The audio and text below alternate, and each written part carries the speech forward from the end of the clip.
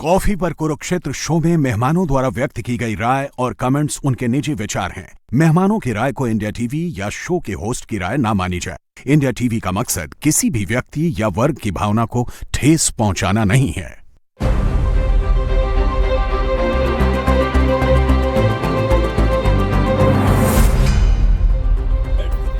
नमस्कार, बहुत स्वागत आप सभी का आपके प्रोग्राम कॉफी पर कुरुक्षेत्र में। हूं सौरभ शर्मा, आपके साथ बातें खुलकर करते हैं और वो बताते हैं जो कोई और आपको नहीं बताता। प्रदीप सिंह जी प्रोग्राम में आ चुके हैं। सर बहुत स्वागत है आपका। हमारे साथ हैं सीनियर जर्नलिस्ट समीर चौगानकर जी। समीर जी बहुत स्वागत है आपका भी। और इंडिया टीवी के पॉलिटिकल एडिटर देवेंद्र पराशर हमारे साथ हैं। जय भवानी सर। जय भवानी। जय भवानी मतलब भवानीपुर वाला ही जय भवानी वैसे कह देना चाहिए, लेकिन भवानीपुर की सीट जहां से ममता बनर्जी चुनाव लड़ रही हैं और उनके सामने चुनाव लड़ रहे हैं शुभेंदु अधिकारी, ये एक लिटमस टेस्ट जैसा चुनाव है। अब जाहिर है जब नतीजे आएंगे तो सारी सीटों के एक साथ आएंगे, लेकिन अगर कोई सिफोलॉजिस्ट आज ये बता पाने की परिस्थिति में हो कि भवानीपुर में क्या हो रहा है, तो आप उससे अंदाजा लगा पाएंगे कि पूरे बंगाल में क्या हो रहा है। गलत तो नहीं कह रहा सर? अब मनोज सिंह जी आते रहते हैं प्रोग्राम में, वो अगली बार आएंगे तो कहेंगे कि इसका पर्चा अलग से निकाल के लाएं। लेकिन अमित शाह जी ने जो बातें कही अभी ना दो दिन पहले, वो बहुत इंपॉर्टेंट है और वो यूं ही नहीं है। दो बात उन्होंने कही। एक उन्होंने कहा कि शुभेंदु अधिकारी के नॉमिनेशन में जा रहे थे तो उन्होंने कहा कि मैंने ये शुभेंदु जी तो नंदीग्राम से ही चुनाव लड़ना चाह रहे थे। मैंने कहा नहीं, आप भवानीपुर से भी लड़िए, ममता के सामने लड़िए आप, क्योंकि ममता इनके सामने नहीं आती नंदीग्राम में। तो फिर यह भवानीपुर से भी उनके सामने चुनाव लड़ रहे हैं। ममता बनर्जी पिछला चुनाव ठीक ठाक मार्जिन से जीती थी, मेरे ख्याल से 50 या 57,000 58,000 वोटों से जीती थी भवानीपुर का। 71% जी 71% वोट। लेकिन उसके बाद बहुत कुछ बदल चुका है वहाँ। सबसे बड़ी बात तो SIR हो चुका है और वो जो कॉन्स्टिट्यूएंसी है अपने आप में वो एक अर्बन कॉन्स्टिट्यूएंसी है। अच्छा, ऐसा भी नहीं है कि वो कोई बहुत ज्यादा वहाँ मुस्लिम वोट हो तो उसको कोई बहुत एज हो। 24-25% मुस्लिम वोट है, बाकी वहाँ पर गैर मुस्लिम वोट है और मिक्स्ड आबादी है। उसमें बंगाली भी रहते हैं, बिहारी भी रहते हैं, गुजराती भी रहते हैं, सब टाइप के लोग, मारवाड़ी भी रहते हैं उसमें। तो ये तो मिक्स्ड कॉन्स्टिट्यूएंसी, अर्बन जैसी कॉन्स्टिट्यूएंसी है। अमित शाह जी ने उसके अलावा एक बात और कही कि मैं 15 दिन अब बंगाल में ही हूं। हर आदमी बिना भय के जो है वोट डाले। एक तो उनकी पर्सनैलिटी भी ऐसी है कि जब वो कह देते मैं यहीं बैठा हूं, कोई दिक्कत नहीं होगी, हो चाहे ना हो, लेकिन उनके आदमी का कॉन्फिडेंस बढ़ जाता है। पहले इसी की बात कर लेते हैं। अमित शाह का ये कहना मैं 15 दिन बंगाल में हूं आज से, ये डेलिबरेट कमेंट था और किसको एड्रेस करते हुए क्या बताने के लिए किया गया था? बीजेपी के वर्कर और सपोर्टर दोनों के लिए कि डरने की ज़रूरत नहीं है। ये भी कहा उन्होंने कि डरने की कोई ज़रूरत नहीं है, वोट दो। तो इसका मतलब देश का गृह मंत्री अगर आपको आश्वासन दे रहा है आकर, और उसने अपनी परफॉर्मेंस से साबित किया है कि वो परफॉर्मर है, नो नॉनसेंस मैन है। ऐसा नहीं है कि केवल बोलने के लिए कुछ बोल दिया। तो जिन लोगों ने भी सुना उनको मालूम है कि उन्होंने जो बोला है वो बहुत गंभीरता से बोला है और उसके जो है बड़े गंभीर परिणाम हो सकते हैं जो लोग इसके खिलाफ जाएंगे। तो इसलिए उनका बोलना। लेकिन मैं दूसरी बात कह रहा हूँ, आपने कहा कि भवानीपुर से तय होगा कि क्या होगा, इस चुनाव का नतीजा क्या होगा, किस ओर जाएगा। मैं कह रहा हूँ कि आप भवानीपुर नहीं, ममता बनर्जी के दिमाग में क्या चल रहा है ये भवानीपुर से समझिए। 2021 का चुनाव याद कीजिए, नंदीग्राम गई थी चुनाव लड़ने के लिए। तब उन्होंने जो फ्रंट है शुभेंदु अधिकारी का, उस पर जाकर चैलेंज किया था, उनकी टर्फ पे। हाँ, तो वो मतलब युद्ध का मोर्चा उनका जो था उस पर जाकर, तो वो एक तरह से आक्रामक रणनीति थी उनकी कि हेड ऑन लेंगे हम, बिल्कुल तुमको हमने बनाया है, तुम्हारी ये हिम्मत, बीजेपी के साथ चले गए तो तुमको देखो कैसे हराते हैं। भवानीपुर से उनका लड़ना इस बार, नंदीग्राम न जाना, ये डिफेंसिव प्लॉय है कि आप बंकर में चले गए, सुरक्षित जगह पे चले गए। उनका घर है वहीं कालीघाट, वहीं रहती हैं, उनका पैतृक निवास है वहाँ पर, तो उनके लिए कोई नई जगह नहीं है।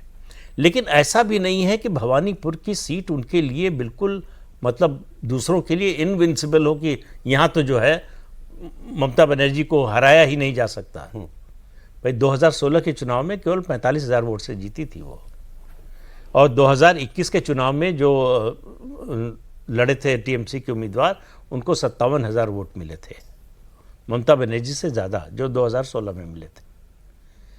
और शुभेंदु अधिकारी इस बार उनकी भूमिका बदल गई, रिवर्स हो गया। हाँ, वो ममता बनर्जी को चैलेंज कर रहे हैं कि जहां जाएंगे आप वहां आएंगे। तो वो ठीक बात है, आप अभी बता रहे हैं कि गृह मंत्री ने कहा कि नहीं, दोनों जगह से लड़ो। वो चाहते तो केवल एक जगह से लड़ सकते थे। दोनों जगह से लड़ने का मतलब है कि वो हेड ऑन ले रहे हैं ममता बनर्जी को। और ये मैसेज देखिए, पिछले चुनाव में कमजोरी क्या थी बीजेपी की, कि लीडर नहीं है। तो लीडर है इसका मैसेज दे दिया केवल इसी से, नॉमिनेशन से, कि ममता बनर्जी को अगर कोई चैलेंज कर सकता है बीजेपी में तो शुभेंदु अधिकारी, और स्टेट में भी। तो ये जो लीडरशिप का मुद्दा उठाया जाता था कि बीजेपी के पास लीडर नहीं है, और फिर कहा जाता था कोई स्थानीय नेता नहीं है, मतलब बांग्ला भाषी नहीं है, उस तरह से। तो दोनों सवालों का जवाब दे दिया केवल एक नॉमिनेशन से। और जिस तरह की तैयारी कर रही है बीजेपी, हो सकता है ममता बनर्जी जीत जाए, मैं ये नहीं कह रहा हूं कि वो हार जाएंगी, लेकिन आसानी से नहीं जीतेंगी, इतना तो तय है। तो ये एक तरह से पिच सेट कर दी है अमित शाह और शुभेंदु अधिकारी ने पश्चिम बंगाल के चुनाव की, कि बीजेपी इस बार सरकार बनाने के लिए लड़ रही है। बीजेपी जो है अपनी जो 77 सीटें पिछली बार मिली थी, अब 70 या 71 रह गई हैं, उनको बचाने के लिए नहीं, या उनमें कुछ इंक्रीमेंटल गेन के लिए नहीं लड़ रही है। ठीक है। तो वो अपोजिशन में बैठने के लिए नहीं लड़ रही है। बैठेगी कि नहीं ये तो मतदाता तय करेंगे, लेकिन इतना तय है कि बीजेपी इस बार ममता बनर्जी 21 में जिस तरह से आक्रामक थी उससे ज्यादा आक्रामक है, लेकिन हिंसा के बिना। बीजेपी ने ममता बनर्जी की तरह हिंसा का सहारा नहीं लिया। भाई सेंटर में गवर्नमेंट है, सेंट्रल फोर्सेस हैं, बहुत कुछ कर सकती है बीजेपी, लेकिन ऐसा कुछ भी नहीं किया। कोई मैसेज नहीं दिया कि हमारी जो केंद्र सरकार है उसकी जो शक्ति है उसका हम दुरुपयोग छोड़िए उपयोग भी कर रहे हैं। तो इसलिए ममता बनर्जी को वो विक्टिम कार्ड खेलने का मौका नहीं दे रहे हैं कि देखिए केंद्र सरकार है, इतनी ताकत है, हमको दबा रहे हैं। बल्कि उल्टा मैसेज जा रहा है कि ममता बनर्जी हर जो कॉन्स्टिट्यूशनल अथॉरिटी है सबको चैलेंज कर रहे हैं। ऐसे हो रही है। अब जो आप बात कह रहे हैं बिल्कुल ठीक है, ऐसा नहीं बैलेंस हो नहीं रही। अभी ये जो हमने चर्चा की थी कल भी, ये जो मालदा वाली घटना जो हुई है, इसके अलावा अभी नॉमिनेशन में ही जब ये वो यात्रा निकाल रहे थे और ममता बनर्जी के घर के सामने से निकल रहे थे अमित शाह जी, वहाँ भी दोनों पार्टियों के वर्कर्स जो है आमने सामने आ गए थे। वो तस्वीर याद कीजिए जब परेड ग्राउंड में रैली होनी थी पीएम की, और कोलकाता शहर में से बीजेपी के वर्कर्स की जो बसें जा रही थी उस पर पथराव हुआ था, बीच शहर के अंदर उसके ऊपर पथराव हुआ था। लेकिन ये बात जरा एक बार देवेंद्र से हम जान लें, क्योंकि कहने के लिए नेता कई बार कहता है, माहौल बनाने के लिए भी कहता है, तो असलियत क्या थी पूछ लेते हैं। शुभेंदु केवल नंदीग्राम से ही लड़ना चाह रहे थे, या मतलब इरादा नहीं था भी किसी दूसरी कॉन्स्टिट्यूंसी में जाने का? ये कहा गया नहीं है वहां भी जाइए। हाँ, निश्चित तौर पर बीजेपी टॉप लीडरशिप का ये फैसला था कि आपको भवानीपुर लड़ना है, लेकिन वो नंदीग्राम नहीं छोड़ना चाह रहे थे। तो पार्टी उस बात से सहमत थी कि ठीक है नंदीग्राम भी लड़ लीजिए, लेकिन भवानीपुर तो लड़ना ही लड़ना है। और उसके पीछे वजह वही थी कि वो ममता बनर्जी को उनके घर में घेरेबंदी की जाए। जैसे अमित शाह किसी स्टेट में सर सौरभ जब बहुत ज़्यादा घुसते हैं तो पहली कोशिश ये रहती है कि अपोजिशन का जो सबसे बड़ा नेता हो उसकी घेरेबंदी कैसे की जा सकती है, या तो उसको चुनाव में हराने को हो, या फिर कोई ऐसा इशू उठा के जिसपे वो बैकफुट पे जाए। सर दिल्ली की बात कर लें तो अरविंद केजरीवाल के सामने प्रवेश वर्मा को लेके जाया जाना, और प्रवेश वर्मा को जब लोकसभा नहीं दिया गया तब उसी समय यह तय था कि क्योंकि इनको विधानसभा लड़ाया जाना है अरविंद केजरीवाल के खिलाफ, इसलिए लोकसभा का टिकट नहीं दिया जा रहा है, और उस जगह पर ले जाकर लड़ाया जाना। और तब पार्टी कॉरिडोर से पता चलता था कि प्रवेश वर्मा को ऊपर से एक ही चीज़ कही गई थी कि किसी भी हाल में अरविंद केजरीवाल को हराना है और वो हारेगा। तो अगर आप सामने वाले के नेता को उसके घर में घेरेबंदी कर देते हैं तो एक तो वो खुद दबाव में आ जाता है, डाउन हो जाता है। हाँ, दूसरा बाकी कार्यकर्ताओं में मैसेज किया हमारा लीडर ही आ रहा है तो हमारा क्या होगा। अब भवानीपुर के उदाहरण को उठाकर सौरभ अगर आप देखें उस कंस्टिट्यूंसी को, जैसा कि आपने बताया कि मुस्लिम लगभग 26-27-28% के आसपास हैं, गुजराती, मारवाड़ी, पूर्वांचली, इस तरह का कॉम्बिनेशन है वहाँ पे।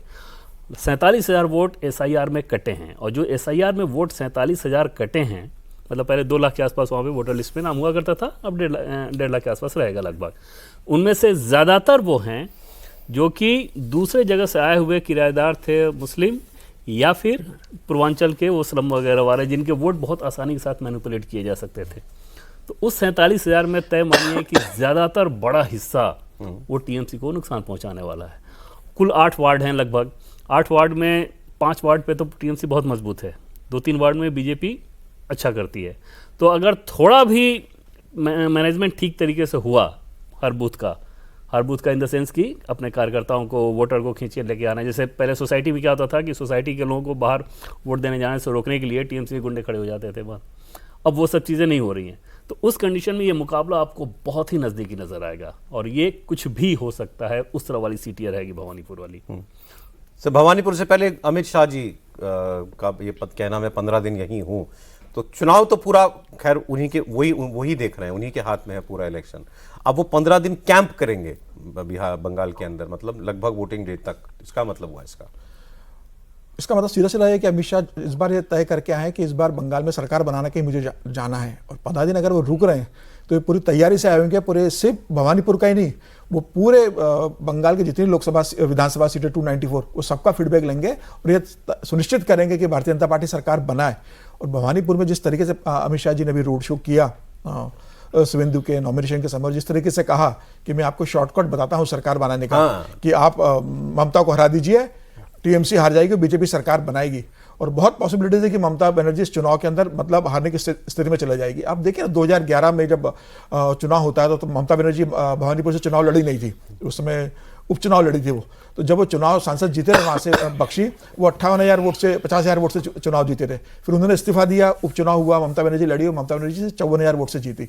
उसके बाद 2016 का जो चुनाव हुआ, ममता बनर्जी मुख्यमंत्री थी, भवानीपुर से चुनाव लड़ती है और वहाँ पर दीपदास मुंशी और उसके कांग्रेस बीजेपी से दीपा दास मुंशी कांग्रेस उम्मीदवार रहती है और बीजेपी से वहां पर बॉस उम्मीदवार रहते हैं। इन दोनों को मिला के ममता बनर्जी से ज्यादा वोट होते हैं अगर काउंट करें, और ममता बनर्जी सिर्फ 26-27,000 वोट से जीतती 2016 का चुनाव।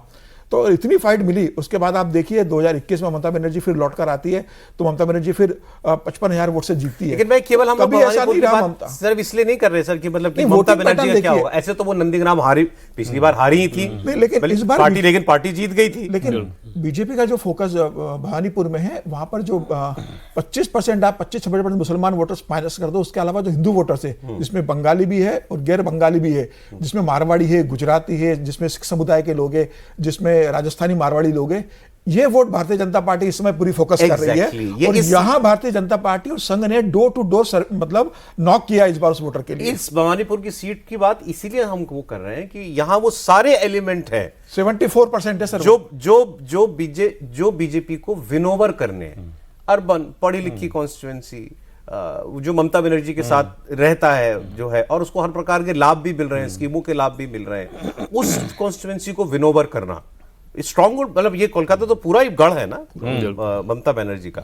अगर आप वहां पर जीत हासिल कर सकते हैं तो इसका मतलब आपकी तैयारी पूरे राज्य में वैसी है। इसीलिए भवानीपुर की हम लोग बात कर रहे हैं।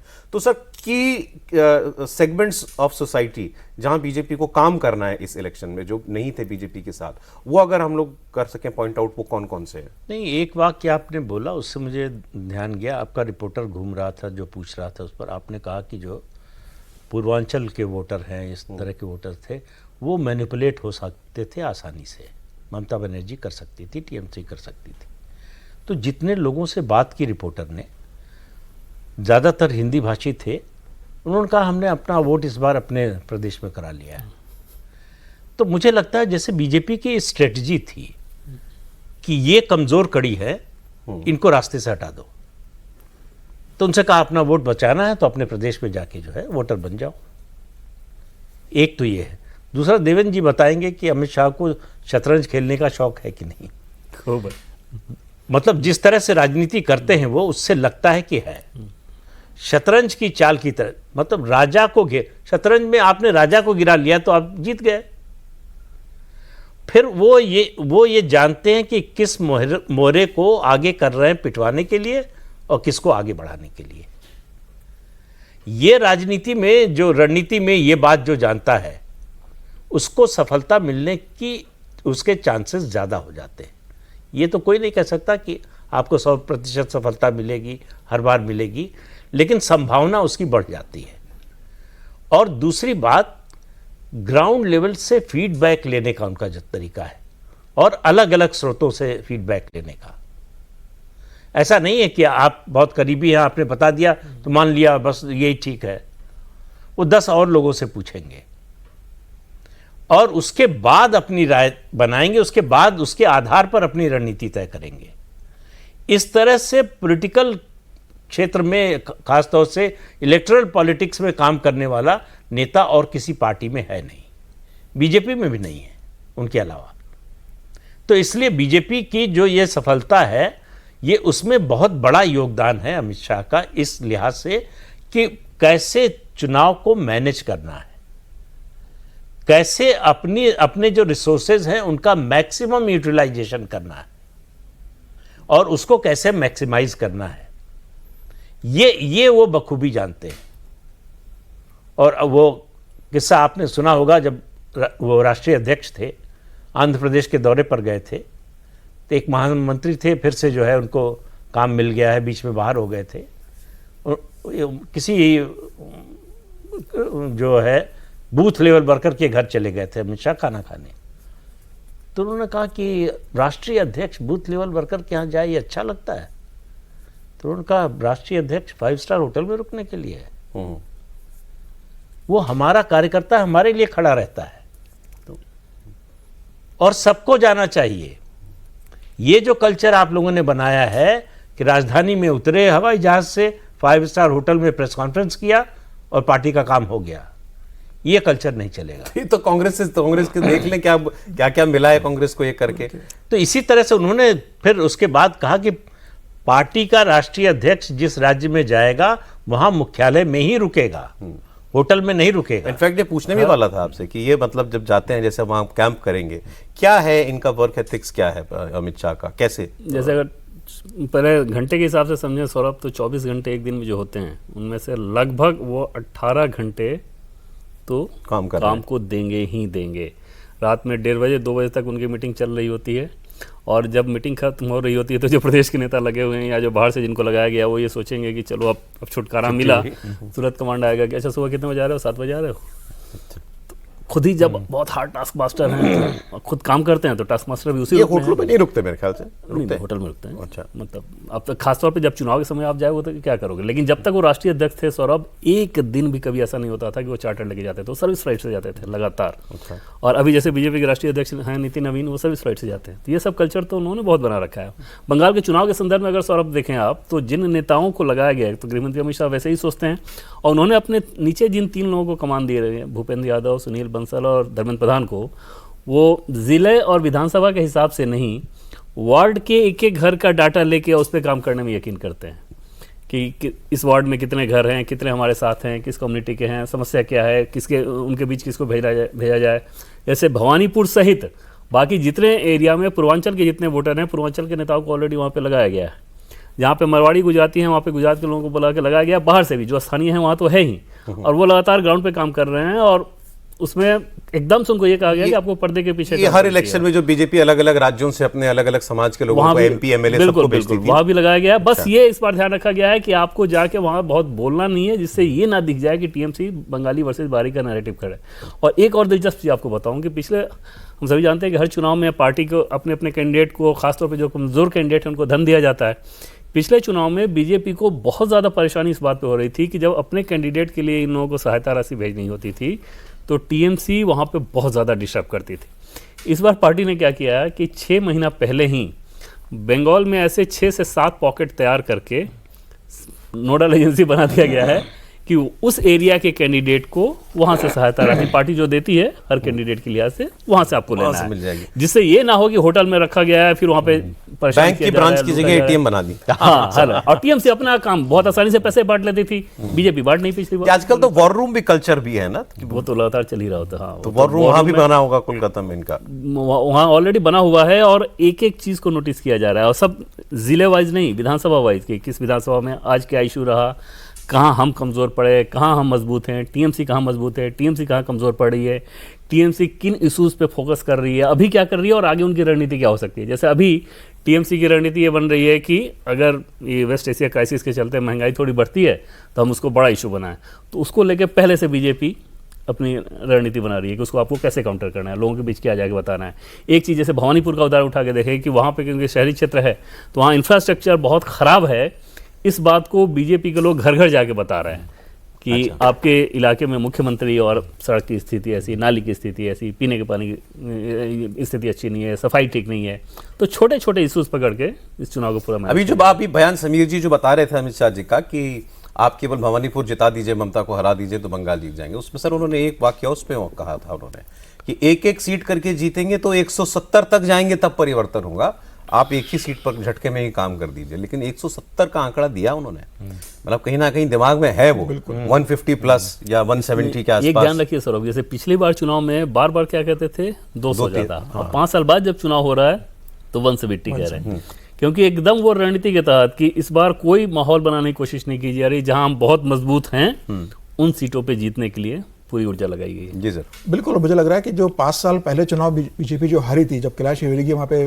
संगठन प्रभारी थे, उस हारने के बाद 77 सीट आने के बाद भारतीय जनता पार्टी ने जो 5 साल जो पिछले चुनाव में जो गलतियां हुई थी वो पूरी गलतियों को मतलब करेक्ट किया है। और जिस तरीके से सुनील बंसल ने वहाँ संगठन लगातार जमीनी स्तर पर काम किया है, संघ के स्वयंसेवकों ने जिस तरीके से वहाँ से काम किया है, भूपेन्द्र जी वहाँ पर है अभी चुनाव प्रभारी के रूप में, मुझे लग रहा है कि बहुत बेहतर तरीके से वहाँ जमीनी स्तर पर काम हुआ है। और इस बार उन्होंने एक एक सीट को आइडेंटिफाइड किया कि कौन सी सीट हम जीत सकते हैं और जीतने के लिए 5 साल क्या करना है। 5 साल पहले होमवर्क कर चुके थे अमित शाह और उसी हिसाब से वहाँ पर जमीनी स्तर पर काम किया है।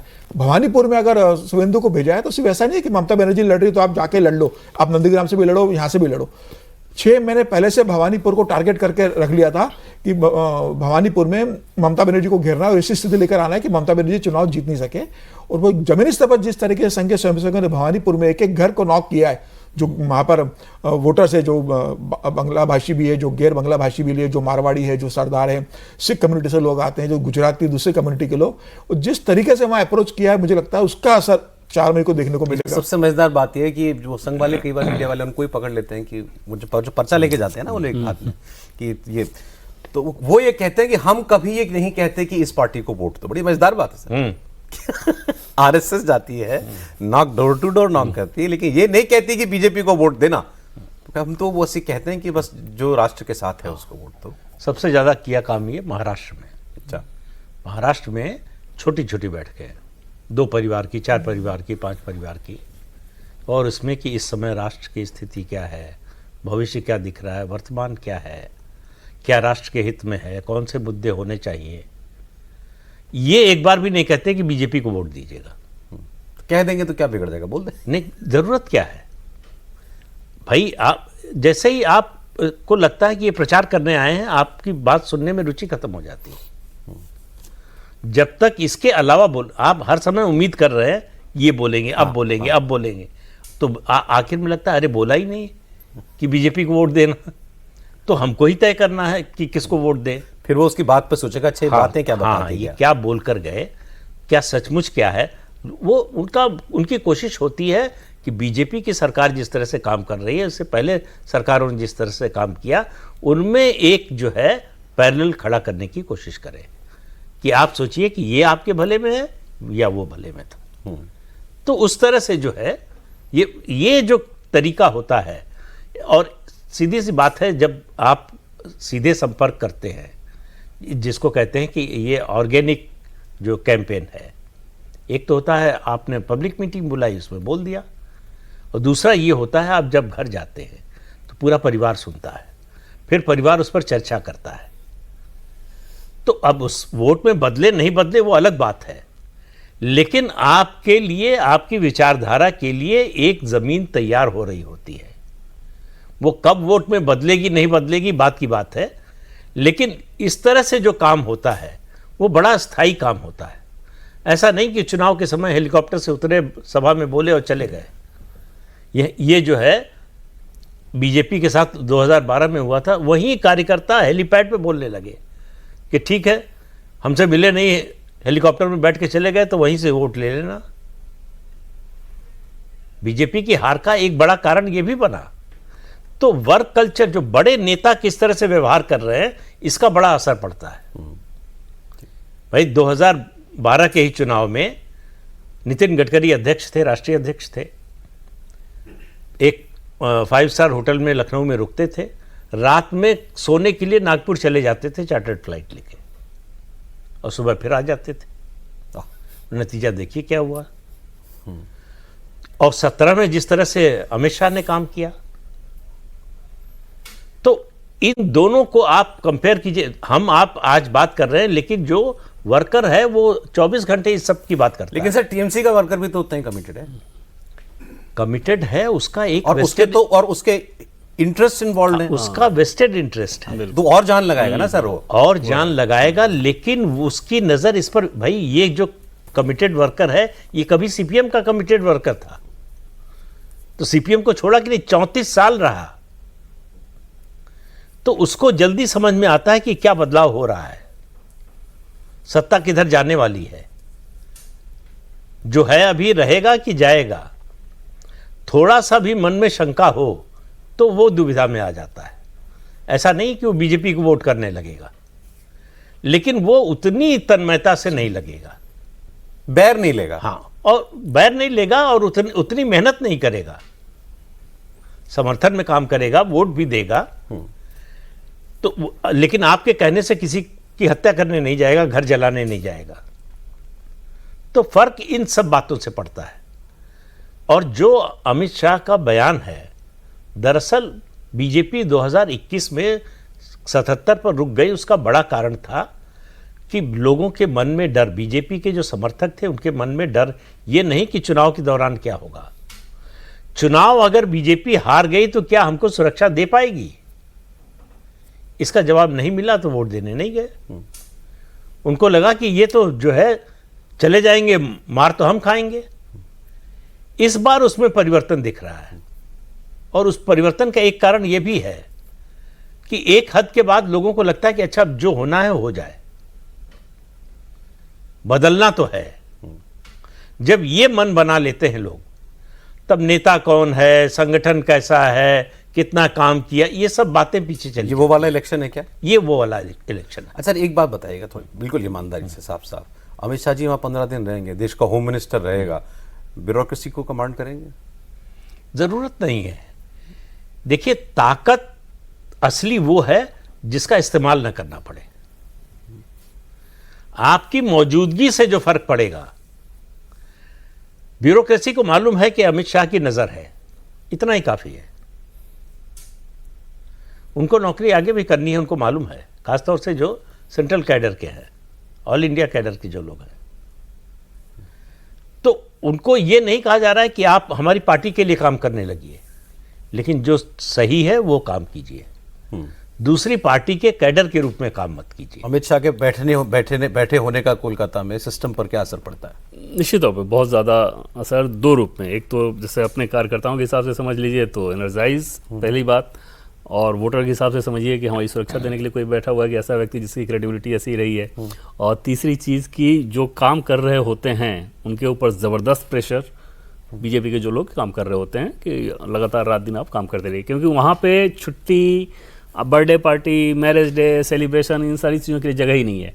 एक बार एक पार्टी की महासचिव गई कि उनको काम कुछ दिया गया था और उनका जन्मदिन था, तो एक बड़ा कार्यक्रम रखा था उनके लोगों ने, तो गई उनसे कहने कि ये सोच के कि कल मुझे छुट्टी मिल जाएगी। उनका प्रवास कहीं लगा हुआ था, जाके उन्होंने बताया जब कि ऐसे ऐसे है, मेरा जन्मदिन है, उन्होंने कहा हाँ ठीक है, सुबह में बहन कार्यक्रम कर लेना, दोपहर में चले जाना। तो वहाँ पर खुद वो ऐसे करते हैं, उनके अपने लिए भी, मतलब उतना परिश्रमी, उतना दृढ़ और विचारधारा का उतना यकीन करने वाला व्यक्ति सौरभ पॉलिटिक्स में तो बड़ा रेयर मिलता है।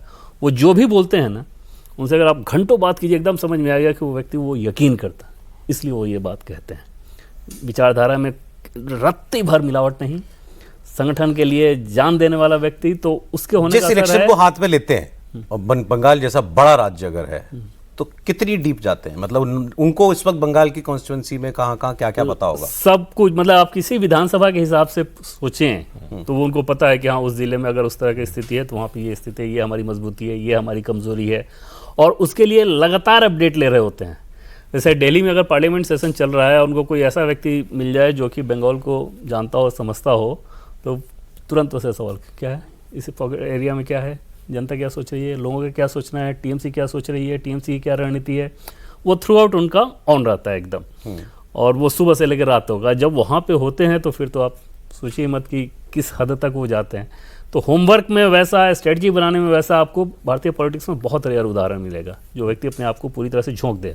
चैलेंज एक ये रहेगा टीएमसी के सामने जैसे रहेगा कि कुछ उनके लोक लुभावनी स्कीम लोक लुभावनी नहीं, मतलब बेनिफिशियरी स्कीम कहे तो ज़्यादा बेहतर है कि वो उसने अच्छा काम किया है। दूसरा, क्योंकि टीएमसी ने अपने बूथ को, जैसा कि बात हो रही थी, कार्यकर्ताओं को उसका इकोनॉमिक एस्पेक्ट जोड़ दिया है, तो वो उनकी एक ताकत रहती है।